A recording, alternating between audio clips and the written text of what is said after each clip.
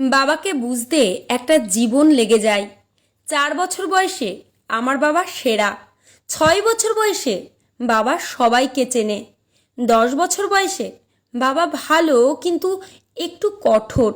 12 বছর বয়সে বাবা ছোটবেলায় অনেক ভালো ছিলেন। 14 বছর বয়সে বাবা কেমন জানি বদলে যাচ্ছেন।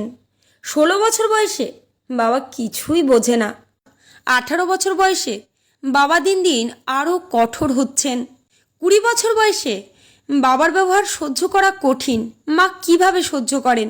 25 বছর বয়সে বাবা সব কিছুতেই মতের বিরোধ করেন। 30 বছর বয়সে বাবার সাথে একমত হওয়া খুব কঠিন। দাদাও কি বাবাকে এভাবেই দেখতেন? 35 বছর বয়সে বাবা আমাকে নিয়মের মধ্যে বড় করেছেন। আমাকেও আমার সন্তানদের তাই শেখাতে হবে।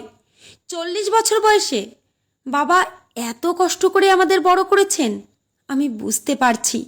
45 বছর বয়সে আমার সন্তানদের সামলানো কঠিন।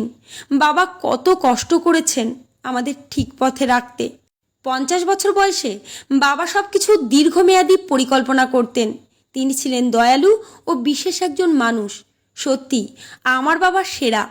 এই পুরো চক্রটি শেষ হতে 50 বছর লেগেছে, কিন্তু শেষ পর্যন্ত আমরা আবার প্রথম জায়গায় ফিরে যাই। আমার বাবা সেরা। যাদের বাবা বেঁচে আছেন তারা সম্মান করুন, ভালোবাসুন। আমরা চাই আমাদের সন্তানরা যেন আমাদের আরও ভালোবাসে ও সম্মান করে, যেমনটা আমরা আমাদের বাবাকে করেছি বা করতে পারিনি।